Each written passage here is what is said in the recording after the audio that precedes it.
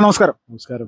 ചേട്ടാ, ഇപ്പോൾ നിങ്ങളൊരു സഹോദരൻ ഈ മുനമ്പത്തുനിന്ന് വിജയിച്ചു പോയതിനു ശേഷം അദ്ദേഹത്തെ പ്രധാനമന്ത്രി നരേന്ദ്രമോദി വിരുന്ന് സൽക്കാരത്തിന് വിളിക്കുകയും ഇതിനിടയിൽ മോദിയുടെ കയ്യിൽ നേരിട്ടൊരു നിവേദനം സമർപ്പിച്ചു എന്നുള്ളൊരു വാർത്ത പുറത്തു വന്നിട്ടുണ്ട്. എത്രത്തോളം ശരിയാണത്? ശരിയാണെങ്കിൽ എന്താണത്?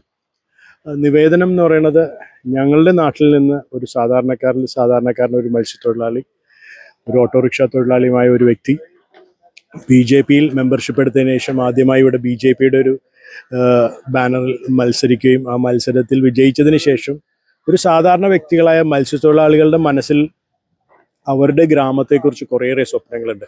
അപ്പം ഞങ്ങളുടെ ഗ്രാമങ്ങളെ എങ്ങനെ ഞങ്ങൾക്ക് നന്നാക്കാം, ഞങ്ങളുടെ ഗ്രാമങ്ങളിൽ എന്തെല്ലാം വികസനങ്ങൾ കൊണ്ടുവരാം, ഞങ്ങളുടെ ഗ്രാമങ്ങളിൽ ഞങ്ങൾ കണ്ട കാര്യങ്ങളും ഞങ്ങളുടെ എക്സ്പീരിയൻസുകളും വെച്ച് ഈ ഒരു ഗ്രാമത്തെ എങ്ങനെ ദേശീയ ശ്രദ്ധ ആകർഷിക്കാം, അങ്ങനെ പല പല കാര്യങ്ങളുണ്ട്. ടൂറിസത്തിന് റിലേറ്റഡ് ആയിട്ടുള്ളതുണ്ട്, ഇൻഫ്രാസ്ട്രക്ചറിന് റിലേറ്റഡ് ആയിട്ടുള്ളതുണ്ട്, ആരോഗ്യപരമായ റിലേറ്റഡ് ആയിട്ടുണ്ട്.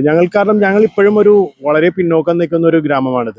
അപ്പോൾ ആ ഗ്രാമത്തിലേക്ക് എന്തെല്ലാം നമ്മളുടെ പ്രധാനമന്ത്രിയുടെ കൈകളിൽ ഇങ്ങനെയും ഒരു ഗ്രാമമുണ്ട്, ഈ ഗ്രാമം ഇന്ന കാര്യങ്ങൾ ആഗ്രഹിക്കുന്നുണ്ടെന്നുള്ള ഒരു കാര്യങ്ങളാണ് ഞങ്ങളുടെ അതിൽ ഇട്ടിരിക്കുന്നത്.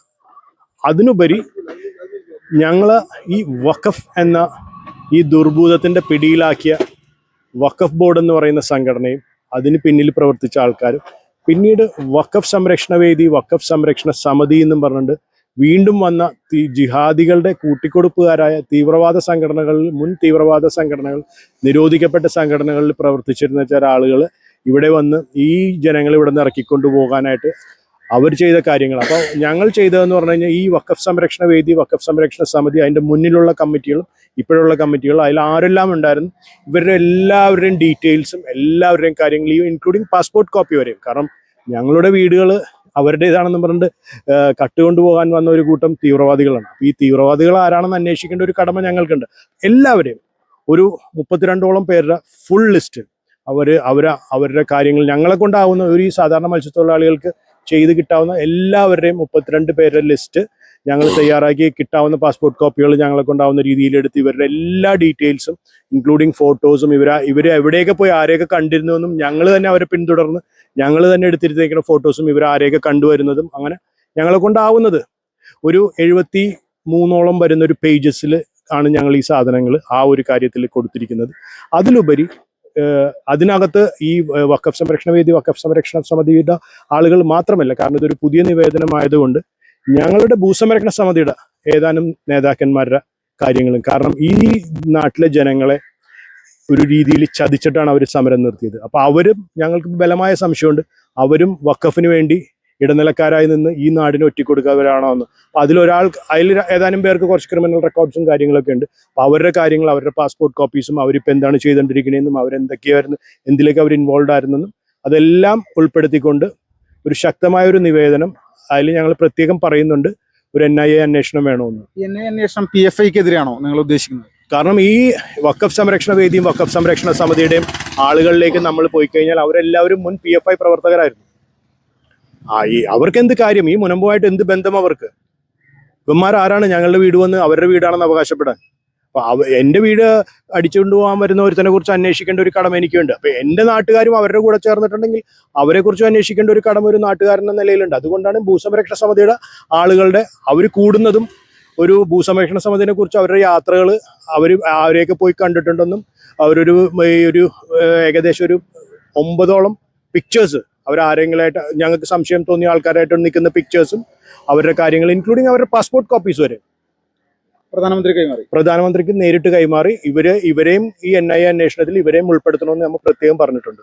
ഇപ്പോൾ ഈ യഥാർത്ഥത്തിൽ ഈ മുനമ്പം സമരത്തെ തകർക്കാനായിട്ട് തീവ്രവാദ ശക്തികളുടെ ഒരു പ്രേരണ പലർക്കും ലഭിച്ചിട്ടുണ്ടെന്ന് നിങ്ങൾ പൂർണ്ണമായിട്ടും വിശ്വസിക്കുന്നുണ്ടോ? ഇപ്പൊ വിശ്വസിക്കുന്നുണ്ട്, ഇപ്പൊ തീർച്ചയായിട്ടും വിശ്വസിക്കും. കാരണം അതിലൊരു കാര്യമാണ് ഇപ്പൊ ഭൂസംരക്ഷണ സമിതി പറഞ്ഞിരുന്നു വെച്ചത് ഫ്രീ ആയിട്ടൊരു വക്കീൽ വരുന്നു എന്നുള്ളത്. പക്ഷെ ഫ്രീ ആയിട്ട് വക്കീൽ വന്നിട്ടില്ല.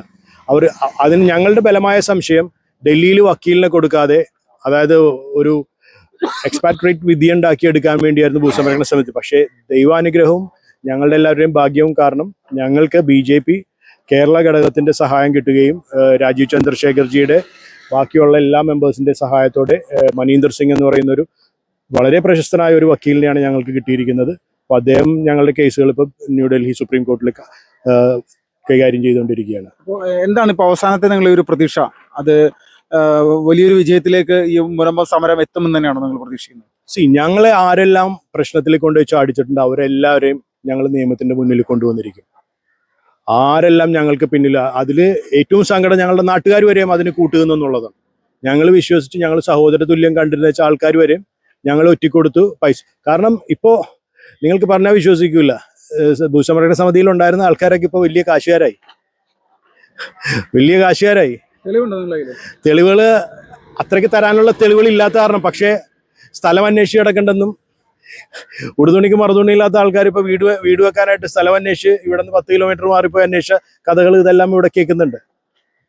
അപ്പോൾ ഇവർക്കൊക്കെ വലിയ രീതിയിലുള്ള സാമ്പത്തികം ഈ വഖഫ് അനുകൂലികളുടെ ഭാഗത്ത് നിന്ന് ലഭിച്ചിട്ടുണ്ട് എന്നാണ് നിങ്ങൾ വിശ്വസിക്കുന്നത്? വഖഫ് അനുകൂലികളല്ല, തീവ്രവാദികളുടെ കയ്യിൽ നിന്ന് ലഭിച്ചിട്ടുണ്ടെന്നാണ് ഞങ്ങൾ വിശ്വസിക്കുന്നത്. നാടിന് ഒറ്റിക്കൊടുത്ത കൊടും ചതിയന്മാരാണ്.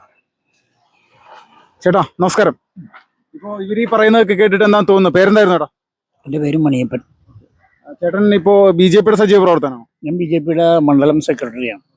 ഇപ്പോൾ ഈ നിലവിൽ ഈ ഒരു സാഹചര്യം ഈ പറയുന്ന മുനമ്പം ജനതയ്ക്ക് അനുകൂലമായിട്ടുള്ള ഒരു വിധി സുപ്രീം കോടതിയുടെ ഭാഗത്തു നിന്ന് വരുമെന്ന് പ്രതീക്ഷിക്കുന്നുണ്ട്? തീർച്ചയായും. കാരണം BJP ഗവൺമെൻറ്റാണ്, BJP ആണ് ഭരിക്കുന്നത്, ഇന്ത്യ ഭരിക്കുന്നത് BJP ആണ്. അപ്പോൾ ഇവർക്ക് അനുകൂലമായിട്ടുള്ള ഒരു സാഹചര്യം ഉണ്ടാവും ഫ്യൂച്ചറിൽ, ഒരു സംശയവും വേണ്ട.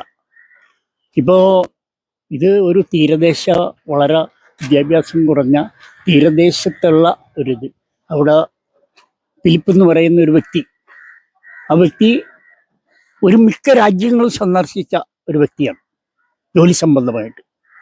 ഒരുപാട് കാര്യങ്ങൾ അദ്ദേഹത്തിന് അറിയാം, ലോക കാര്യങ്ങൾ അറിയാം.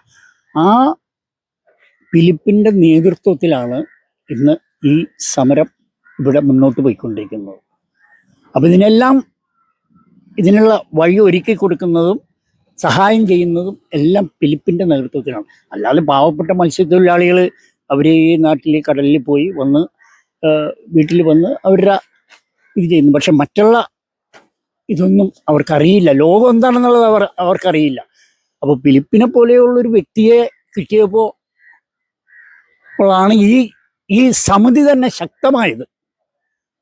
എൻ്റെ അഭിപ്രായത്തിൽ ഈ സമിതി തന്നെ ശക്തമാകാൻ കാരണം ഫിലിപ്പ് എന്ന് പറയുന്ന ഒരു വ്യക്തി ഈ പ്രദേശത്തുകാരനും ഈ വഖഫ് ഭൂമിയിൽ ഉള്ള ഈ വിഷയത്തിൽ ഉൾപ്പെട്ട ഒരു വ്യക്തി കൂടിയാണ്. അപ്പോൾ ഈ BJP എന്ന് പറയുന്നൊരു പ്രസ്ഥാനത്തിന് വരാനിരിക്കുന്ന നിയമസഭാ തെരഞ്ഞെടുപ്പിൽ ഈ വൈപ്പിൻ പോലെയുള്ള തീരദേശ മേഖലയിൽ BJP-യുടെ ഒരു സ്വാധീനം അത് വർദ്ധിപ്പിക്കാനായിട്ട് സാധിക്കുമെന്ന് പ്രതീക്ഷിക്കുന്നുണ്ട്? സാധിച്ചിരിക്കുകയാണ്. ഇപ്പോൾ സാധിക്കുമെന്നല്ല, ഞങ്ങൾ സാധിച്ചു കഴിഞ്ഞ്, ഈ തീരദേശ മേഖലയിൽ ഞങ്ങൾ സാധിച്ചു കഴിഞ്ഞു. കാരണം എന്താണ് അതിൻ്റെ ഉദാഹരണം? ഉദാഹരണം ഇപ്പോൾ ഒന്നാമത്തെ ഉദാഹരണം ഇപ്പോൾ മൺപത്ത് നിന്ന് ഈ വഖഫ് ഭൂമിയായിട്ട് ബന്ധപ്പെട്ട കാര്യങ്ങളിൽ ഇപ്പോൾ ഇടതും വലതും ഒക്കെ ഇവിടെയുള്ള ഈ ജനങ്ങളെ വഞ്ചിച്ചുകൊണ്ടുള്ള പ്രവർത്തനമാണ് ഇതുവരെ നടത്തിക്കൊണ്ടുപോയത്. അപ്പോൾ അത് ഇവിടുത്തെ ജനങ്ങൾ കണ്ട് മനസ്സിലാക്കി അവർ BJP-ക്ക് അനുകൂലമായിട്ട് നിൽക്കുന്നു. അവർ BJP-ക്ക് അനുകൂലമായിട്ട് നിൽക്കുന്നു. അതൊരു വലിയ മാറ്റമാണല്ലോ. വലിയ മാറ്റമാണ്.